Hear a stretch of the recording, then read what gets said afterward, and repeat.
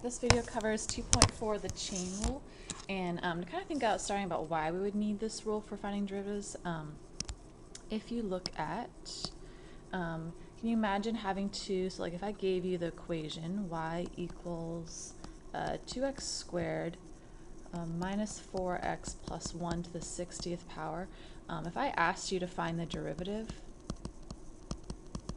that would be very tedious because you would have to FOIL out 60 of what you have in parentheses before you could find the derivative, which I'm assuming you probably do not want to have to do.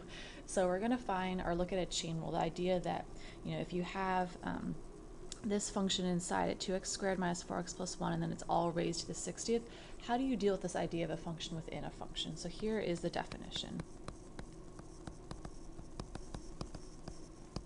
And I'm going to tell you work from the outside to the inside. So if you think about like taking, I always compare it to like when you take off your shoes. You first have to take off your shoe and then your sock and then you finally get to your foot. So kind of the same idea here. Always work from the outside and then work towards the inner functions from there. So I'm just going to make a note, work from the outside of the function, outside function to the inside functions. And it could be more than one. Okay, so I'll just give you the basic definition here. So the derivative with respect to x, I'm going to define it as a composite function, so f of g of x. It would be the derivative of the outside function, so f prime of g of x, okay, times the derivative of the inside function, so g prime of x. Okay, or if you want it a little bit more simple notation, the derivative with respect to x of f of u, okay, would be the derivative of f prime of u, and then the derivative of u, we can say du over dx, the derivative of u with respect to x. Okay, so let's look at a couple examples. I'm going to ask you to find the derivative. Okay, so for example, we'll take what I gave at the very beginning, y equals 2x squared minus 4x plus 1 all raised to the 60th power. Find our first derivative. The outside function is something raised to the 60th power, so 60 is going to come down. And it'd be 2x squared minus 4x plus 1 power less to the 59th. And then it should be multiplied by the derivative of the inside function. So the derivative of the inside function would be, see, 2 times 2 would be 4x minus 4. And technically I probably could take this one step further where I take out a Gray's common factor of 4. 4 times 60 would be 240.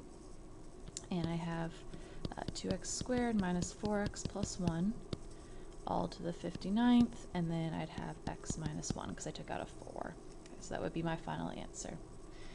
Example 2. Sometimes you can have more than just the quotient, or excuse me, the chain rule involved. So if I gave you, for example, w equals z squared times z to the third plus 1 to the third power, this is going to be both a product rule and chain rule. Okay.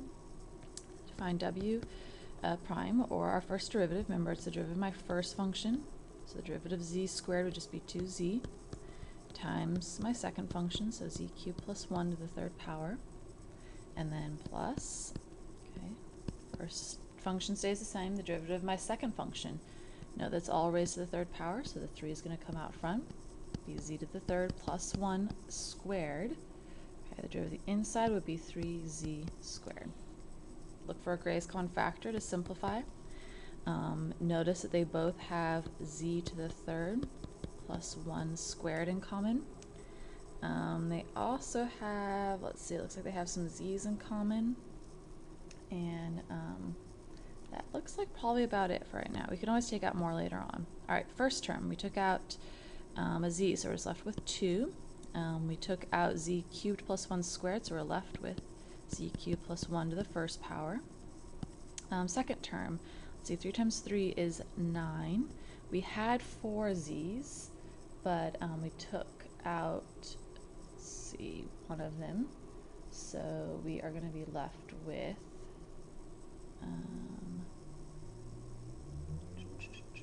double check my work here.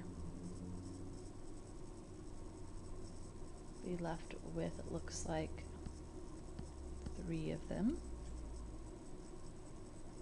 Double check that I have everything So from there, we're going to keep going and then just simplify what's inside my brackets. So what's left inside, let's see, it looks like I'll have 2z cubed plus 9z cubed, so 11z cubed plus 2. Okay, and at that point we are done.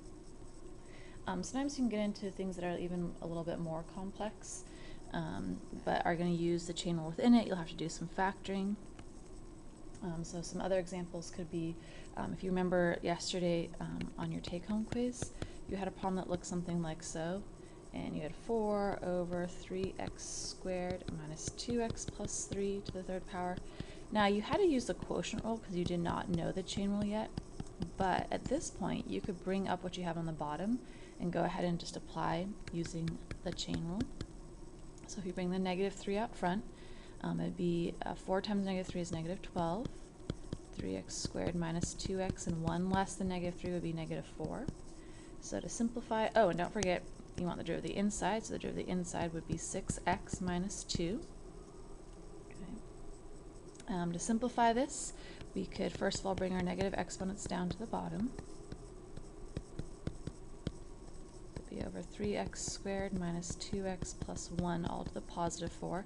On the top, notice how you could also take out a 2, so it'd be negative 24. Let's see, 3x minus 1 all over 3x squared plus 2x plus 1 to the 4th. And at that point, you are done. All right, a couple other examples of how to kind of simplify, deal with this idea of the chain rule within other rules that you're also using. If I give you, let's say, y equals t squared minus 9, and then t plus 2 to the 1/2. Your derivative, you have to use the product and chain rule. The first one, the derivative of the first function is 2t, times your second function, plus, and then t squared minus 9 is going to stay the same. Derivative of my second function, 1/2 comes out front, 1/2 minus 1 is the negative 1/2. From here, I'd recommend bringing your negative exponents down to the bottom. So t squared minus 9, it's over 2, t plus 2 to the 1/2. And notice here we need to get a common denominator. Okay, so I'm going to multiply that first fraction by 2, t plus 2 to the 1/2. I'm going to multiply the top and bottom by that.